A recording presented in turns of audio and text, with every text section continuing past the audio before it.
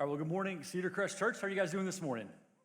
You good? Awesome. Well, hey, my name is Cody Harmon. I'm one of the life group pastors here at Cedarcrest, and whether you're here in the room with us or if you're watching online, I'm so excited to be here with you guys this morning. And like we just saw in the video, we're going to be continuing today in our series called Alive and Active. And this series is all about finding a word from God and the power of a word from God in your season, whatever that may be right now. And so for this morning, we're going to be talking about the word wonder. All right, and so I feel like wonder is one of those words that we know what it means, and we've probably experienced it at some points in our life, but we might think it's kind of hard to really nail down what that actually is, and what that feeling is, and what causes that, and how we can find that on a day-to-day basis. And so that's what we're going to be looking at this morning. And so I know for me that when I think about the word wonder, a lot of times I think about stuff like in history, of big things that people have done, or really impressive things that people have done. And so back in the late 1800s, there was a guy named Milton Wright who was a bishop. And he was kind of like the late 1800s version of like a celebrity, like Christian, like goes around speaking and stuff like that. And so he would travel around to different states and would speak at different churches. And so you could probably relate to this if you have to travel for work or if your parents traveled for work when you were a kid. But whenever he was out in a different city, he would always bring a gift back home for his kids. And so since he had to leave and go do that to make money, he would bring a gift back home just to say like, hey, just was thinking of you on this trip and while I was gone.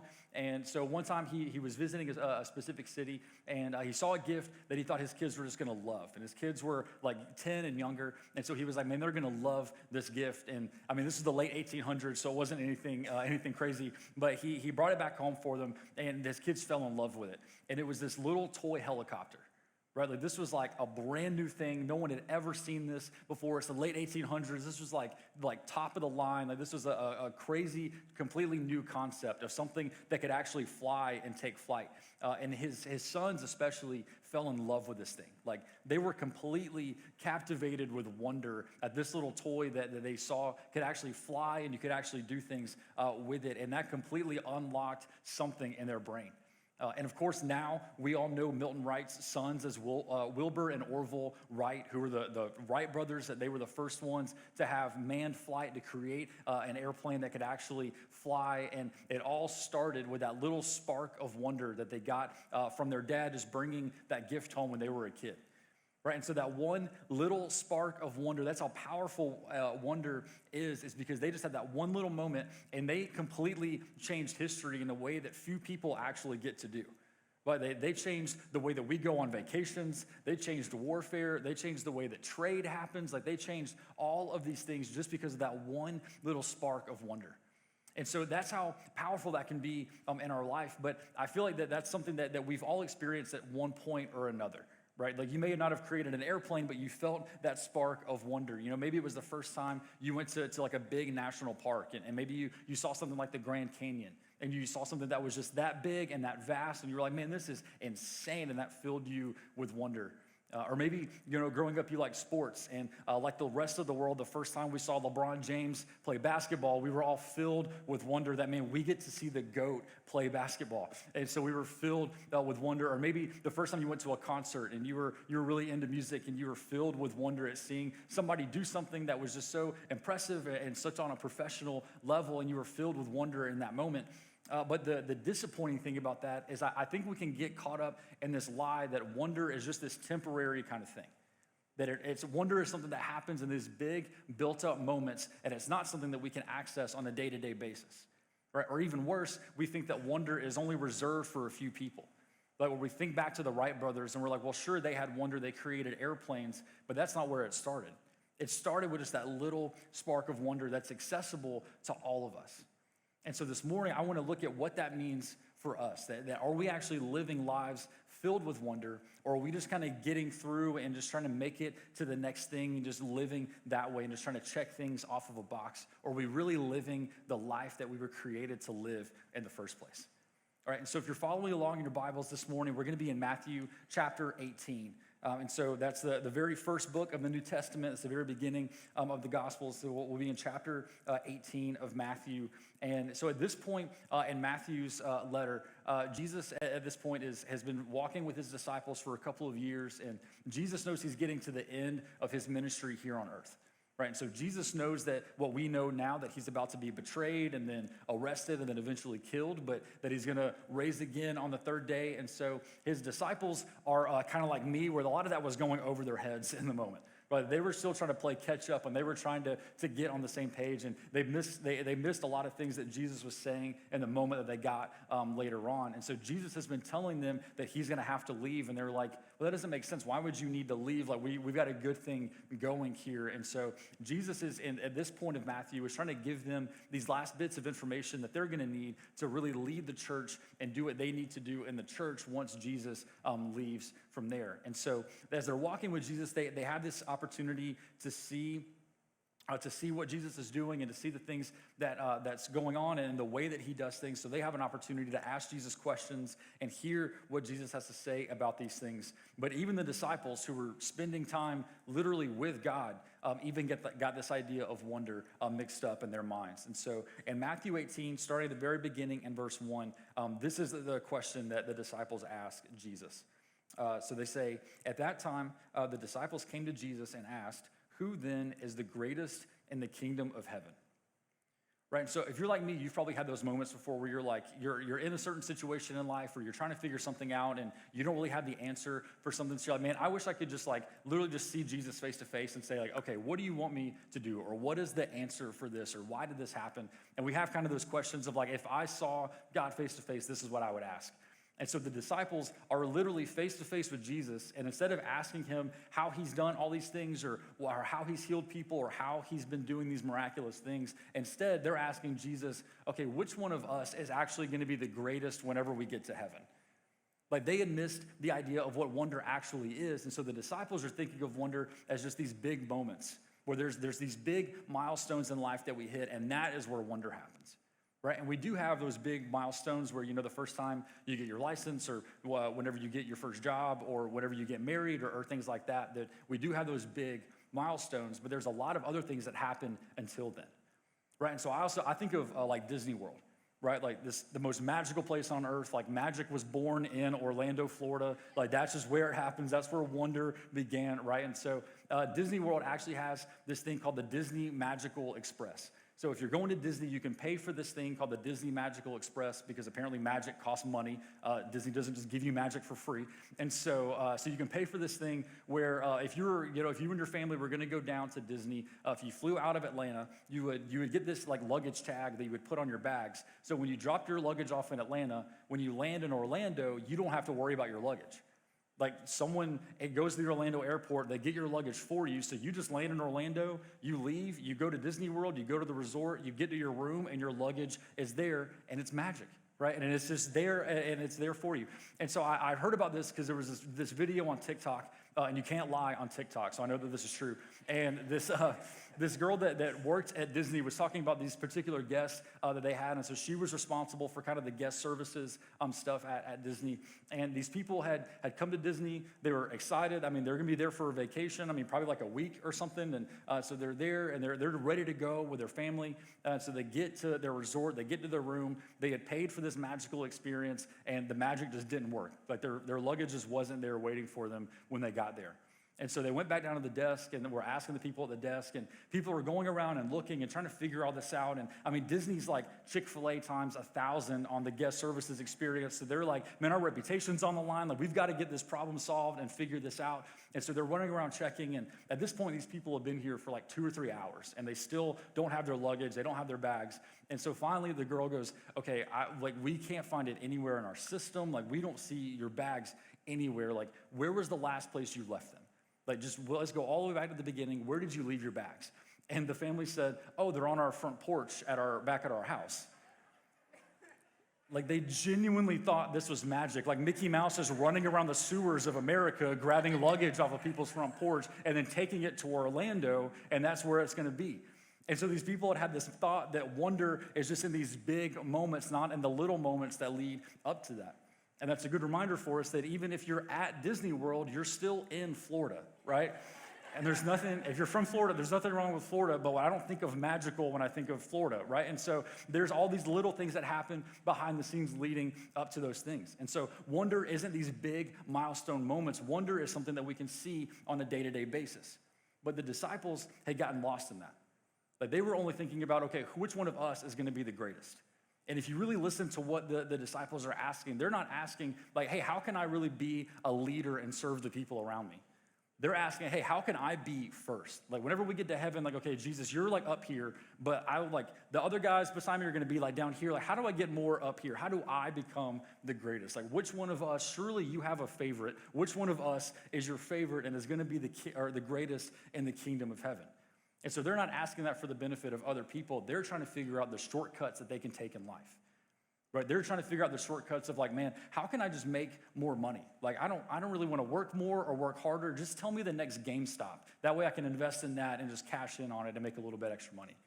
Or they're trying to think like, hey, how can I just be accepted by people? Like, how can I just do the things that like, I'll change myself, I'll change whatever I need. I just want to be accepted by this group of people, even if that means I lose part of myself. I just want the shortcut to having acceptance.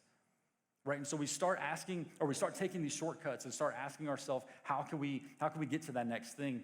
But all of those shortcuts that we take have one thing in common, and that's that they're focused on us. Like anytime we start asking ourselves about shortcuts that we can take or the quickest way to get something, it's exactly that. It's just for us to get something for us. And so if we're going to live a life with wonder, we can't look at ourselves in the process.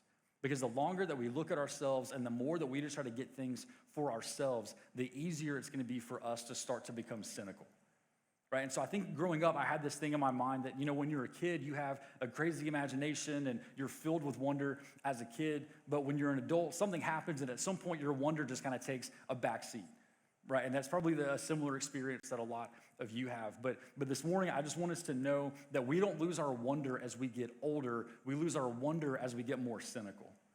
But as we start to focus more on ourselves, as we start to focus more on how are we better than the person next to us, how are we going to be the greatest, how are we going to be first, how do we stack up against our neighbors or the people in our friend group, that as we start to cultivate that cynicism, we're going to start to notice that come out in different areas of our life. That we can't live with wonder if we're focused on cynicism, if we're focused on ourselves. Right? And so maybe you're in the room this morning and you're like, man, this sounds great. Like if we could live with wonder all day and it's just like unicorns and rainbows and I can just daydream and that's awesome, but I have a job to do. Like I've got responsibilities, I have a family to take care of. Like I can't just sit around and daydream, and I would agree with you that that's not what wonder is. Wonder isn't the big daydream, like 30,000 foot view kind of moments, that there's more to it than that. Right? Or maybe you feel like you just have to keep checking stuff off a box because you have this pressure that you're putting on yourself that no one else is putting on you, that Jesus especially isn't putting on you. But this pressure of like, man, by the time I'm this age, I need to have gotten into this school. When I get out, I need to get a job making X amount of money every year. I need to have a house that's this big and this many bedrooms. And if I can tick all these boxes, then I will feel like I'm enough. And so I don't have time to live with wonder. I'm just trying to get to the next step. And I'm just trying to get to the next thing in life that I think is gonna fill me up, or it's gonna add some kind of value to me. Or maybe you're even here this morning and a friend has invited you or a neighbor's invited you, or you're just watching online and checking this out, and you're new to this whole church and Jesus thing, and you're skeptical of faith just in general. And you're like, man, I don't know how I can live with wonder because I don't know why these certain things have happened in my life or what's going on with this stuff. And Jesus this morning is saying like, hey, this is not how we live with wonder. This is not how we were even created to live in the first place. That you were created to live a life that is much more fulfilling than just worrying about how you're going to just be better or focusing on the wrong things. That Jesus wants you to live a life filled with wonder, and Jesus wants you to live a life that he has for you. And so the good news is, though, that even if we have been living with cynicism and even if we've gotten caught up in that, cynicism is a choice.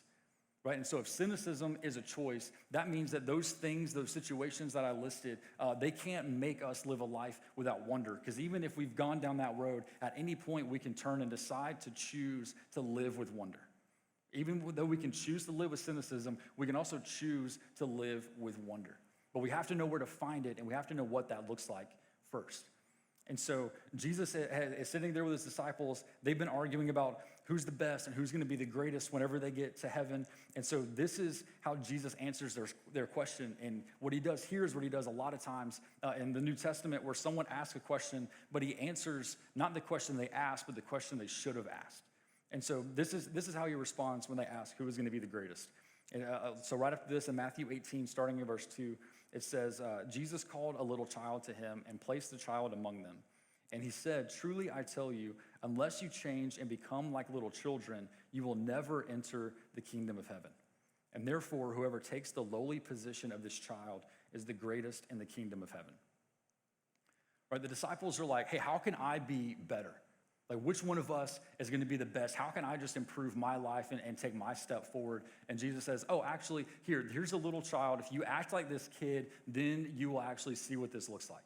That's the total opposite of what these disciples were asking. That Jesus was basically saying, hey, you can have all the plans you want. You can try to be as great as you want to be. But unless you're humble like this child and come to me like a child, then you're not actually going to see what that looks like. Right? And that's a lesson that I've learned the hard way because I love plans.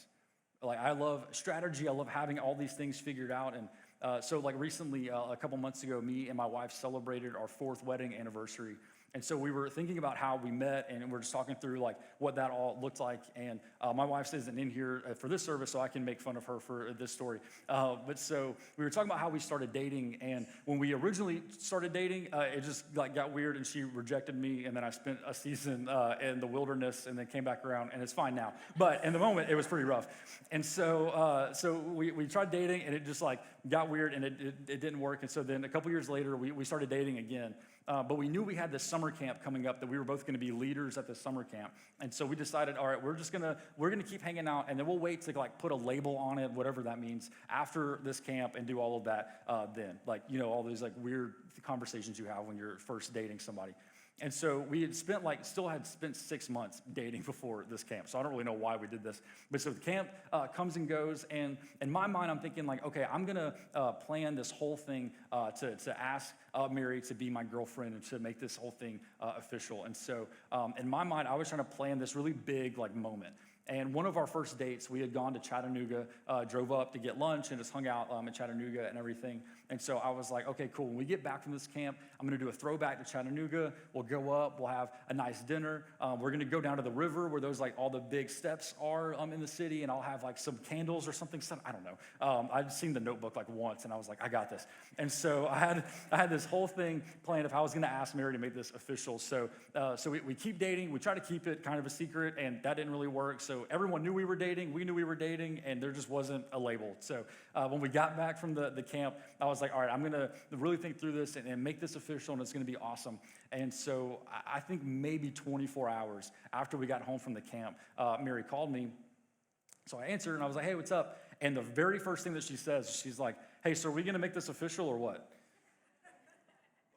I was like, what? Like, I was so thrown off because I was like, my answer isn't no, but like, can you give me like a day? Like, I just got unpacked. Like, I was going to plan this whole thing, and it was going to be incredible. And she like calls me. And so I'm like, and I'm already not like that smart as it is. So my brain's like, I'm 100 miles an hour trying to catch up with what just happened. I've got like math equations flying all around my head. And I'm like, what is going on right now? And so before I can say anything, it's just silent for however long. And before I can respond and say anything, she says, wait, hang on. And I hear her pull the phone away from her mouth, and she says, yeah, can I get a big Zach snack?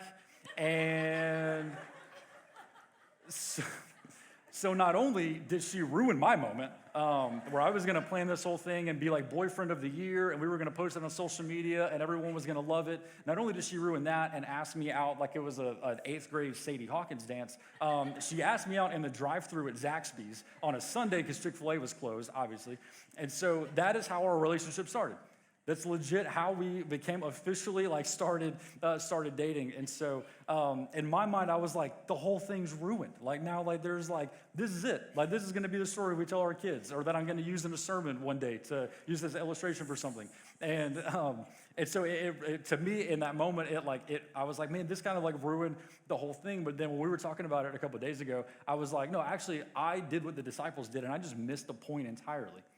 Right? This wasn't about this big moment, and that wonder in that moment wasn't just for that one thing where we were going to have this really big kind of moment. Wonder was just in the fact that like I got married, like that we now like we had started dating, and then we eventually got married and were able to start building a life together. Like that was the important part of that. But in the moment, I was only worried about that one little thing that really didn't really matter. As long as we started dating, that's all that mattered. It didn't need to be this whole thing. And so I missed out on what that idea of wonder actually is. And so like these disciples had gotten switched up and figured it out. Jesus is telling us like, hey, if you don't have to have this whole plan. Right, like Van talks about how he's an Enneagram 8, I'm an Enneagram 1. And so that means like if you've got a plan and a strategy, that's my love language. Like I love that. And Jesus in this moment, he's saying, hey, the disciples, like you've got it all wrong. Like you don't need to have a plan figured out. You don't need to worry about who's the best, how you're gonna get to that next step in life. All you need to do is come to me like a child. And he's not saying that to be naive or to be immature, like that's not what he means. But how many kids do you know have well thought out plans? Or when you were a kid, how many times did you have a well thought out plan? Rarely ever, probably, right? Like we don't have good plans. All we know is that like, hey, if something goes wrong, I can go to somebody and ask for help. I can go to my mom or my dad or my guardians and I can go ask for help in this situation. And so Jesus is telling us like, hey, you don't have to have it figured out. Just come to me like a child, and that's how we're gonna find wonder. Like that's how we live the life that we were meant to live. And so the secret of wonder isn't in having all of these things figured out. The secret of wonder isn't in living this life that revolves around us and doing all the things just that we want to do. The secret of wonder is coming to Jesus humbly and saying, hey, Jesus, this is all that I have. Like, use whatever I have. Please just use me and meet me where I'm at in this season and show me what it is that you want me to do. Or because for me, all the times that I felt the most fulfilled just as a person was in the times that I let my plan go and I let Jesus do whatever he was gonna do in my life. And above everything else, above an employee or above anything that you would describe yourself as, you are a person that was created in God's image. And so God says that you are far too valuable to get caught up just worrying about how to grow your bank account or how to buy a bigger house or how to get more stuff. That Jesus says that you are so valuable, he was willing to die for you so that you didn't have to figure it all out on your own. And so this morning, that's what Jesus is saying to us, that if we just come to him like a child, that is where wonder begins. That the life that you were meant to live is a life of wonder and a life of being with Jesus. And Jesus says that all it takes to do that is to come to him like a child. Not cleaned up, not fixed up, not trying to get all your problems fixed or everything solved before you go to Jesus. Jesus says, no, just come to me the exact way that you are. And so this morning, what area of your life do you need to live with wonder? You know, maybe it is at work and you've gotten caught up just in either trying to get your career started or trying to get that next promotion or trying to retire and live the life that you want to live. And you stopped living with wonder in those things because you're just focused on what is that next thing that I need to do for my plan. Right? Or maybe there's a situation at home and you've been trying to figure out how to make this thing work in your marriage or with your kids, and you're trying to figure out what that looks like, and you've lost the wonder that Jesus can step into any situation and any circumstance. He doesn't need your plan because he actually has a better one, and he wants to step into that and do that with you and do that in your family and do that through you. That what area of your life this morning do you need to give over to Jesus and start living with wonder? Right, because this passage for us is just a reminder that Jesus is there and he's always going to be there. He always has been there, and he wants to step into that to let us get rid of our cynicism, to let us get rid of the things that we just want to see happen in our life, and he wants to step in and do more than we could ever imagine in the midst of those things. Right, and so at the beginning of the year, NASA launched a rover to Mars. And so I had kind of started paying attention to some of that because that's just like crazy to me that there's a thing on Mars right now that we put there that doesn't make sense. So I started looking at some of that, and they flew this rover to Mars. It finally made it and landed, and they were able to get some different samples of things off the planet and to do some different things for studies. But what I didn't realize is that when the rover got up there, they didn't just send a rover to Mars, they also sent a helicopter. They sent like this little, like obviously unmanned, like drone helicopter to be able to not only see stuff on Mars' surface, but to be able to get aerial shots and to be able to see different things that are going on. And that's the first time that anything's ever been flown on another planet, that NASA was able to get that up there and do that. And when I heard about that, I couldn't help but think about how many of people that currently work at NASA or have worked at NASA over the last several decades were inspired by the wonder that the Wright brothers had. That the Wright brothers had this idea of, hey, we're gonna make this plane and we're gonna figure out how to make this fly. And they had critics, they had all of these things going against them. There was actually somebody that wrote an article that said that while the Wright brothers are trying to create manned flight, that this person in the article said, hey, we're 1,000,000 years away from that happening. And the Wright brothers figured it out in like 2 or 3 years after that article was written. And so the Wright brothers weren't thinking about, probably like hundreds of years down the road. They were probably just thinking about in the moment, like, hey, we had this idea. We were sparked with wonder at this thing, and we think that we can make this happen. We think that we can actually make this thing fly, and that wonder is contagious. And so the best thing about us living with wonder isn't even what we get out of it or what we experience because of it. The best thing about wonder is that when we start living that way, when we give that over to Jesus and let him start to cultivate wonder instead of cynicism in our life, that's contagious for the people around us. Right, that's how we change communities. That's how churches change people's eternities, is because someone has gotten caught up in this idea of wonder and they've seen Jesus do that, and Jesus begins to work in more and more people in the midst of that. And so just like the Wright brothers starting off with a spark of wonder and that influencing somebody to create space shuttles and then rovers and then getting helicopters to Mars, what is that gonna look like for you if you start living with wonder? How is that gonna impact somebody else's eternity? Right, because cynicism is also contagious. And I think that we've probably seen that over this past year, whether you've seen it on social media or just even in your own life. But wonder is even more contagious. That when people start to see what's possible for them, then that's when things start to change. And that can start with us, of knowing what's possible for us, because we know what Jesus has already started in our life. We know what Jesus is calling us to and what he promises to do in our life. And all that we have to do is just go to Jesus like a child. And that's all that he asks of us. And so when we start living with wonder, we're going to start to see not only us change, but the people around us change as well.